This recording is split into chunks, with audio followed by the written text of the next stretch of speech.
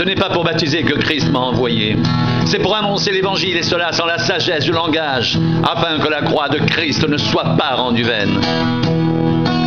Car la prédication de la croix est une folie pour ceux qui périssent, mais pour nous qui sommes sauvés, elle est la puissance de Dieu, aussi est-il écrit. Je détruirai la sagesse des sages, et je rendrai nulle l'intelligence des intelligents. Où est le sage? Où est le scribe? Où est le raisonneur de ce siècle? Dieu n'a-t-il pas convaincu de folie la sagesse du monde? Car,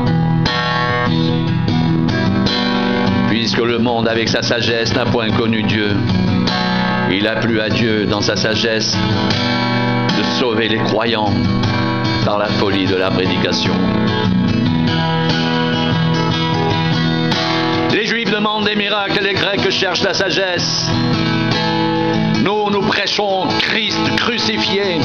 Scandale pour les Juifs et folie pour les païens, mais puissance de Dieu et sagesse de Dieu pour ceux qui sont appelés tant juifs que grecs. Car la folie de Dieu est plus sage que les hommes et la faiblesse de Dieu est plus forte que les hommes.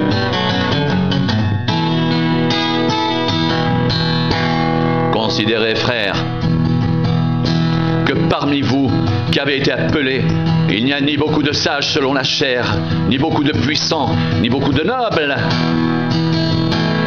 Mais Dieu a choisi les choses folles du monde pour confondre les sages. Dieu a choisi les choses faibles du monde pour confondre les fortes. Et Dieu a choisi les choses viles du monde et celles qu'on méprise, celles qui ne sont point, pour réduire à néant celles qui sont, afin que personne ne se glorifie devant Dieu.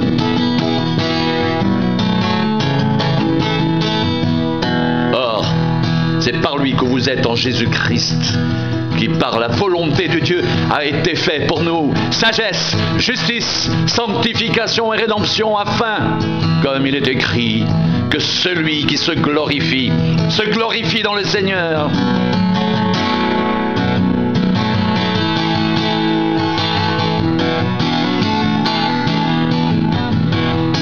Pour moi, frère, lorsque je suis allé chez vous, ce n'est pas avec une supériorité de langage ou de sagesse que je suis allé vous annoncer le témoignage de Dieu, car je n'ai pas eu la pensée de savoir parmi vous autre chose que Jésus-Christ et Jésus-Christ crucifié.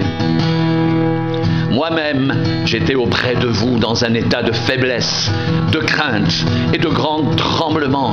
Et ma parole et ma prédication ne reposaient pas sur les discours persuasifs de la sagesse, mais sur une démonstration d'esprit et de puissance, afin que votre foi soit fondée non sur la sagesse des hommes, mais sur la puissance de Dieu.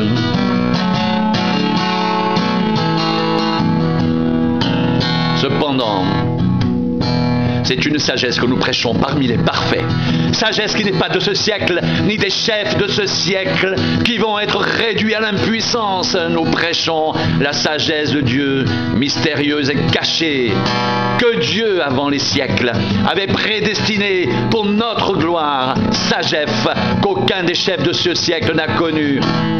Car s'il l'avait connue, il n'aurait pas crucifié le Seigneur de gloire. Mais comme il est écrit, ce sont des choses que l'œil n'a point vues, que l'oreille n'a point entendues et qui ne sont point montées au cœur de l'homme. Des choses que Dieu a préparées pour ceux qui l'aiment.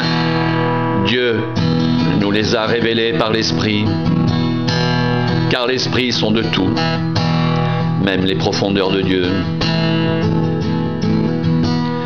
Qui donc parmi les hommes connaît les choses de l'homme, si ce n'est l'esprit de l'homme qui est en lui? De même, personne ne connaît les choses de Dieu, si ce n'est l'esprit de Dieu.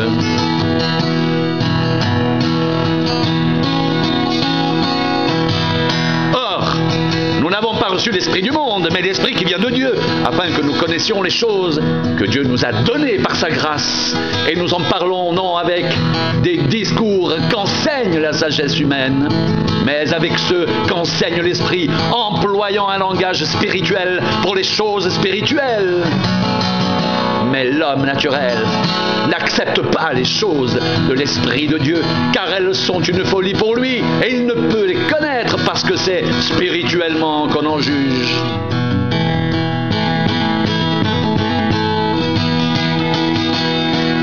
L'homme spirituel, au contraire, juge de tout, et il n'est lui-même jugé par personne, car qui a connu la pensée du Seigneur pour l'instruire? Or, nous avons la pensée de Christ. Or, nous avons la pensée de Christ. Or, nous avons la pensée de Christ.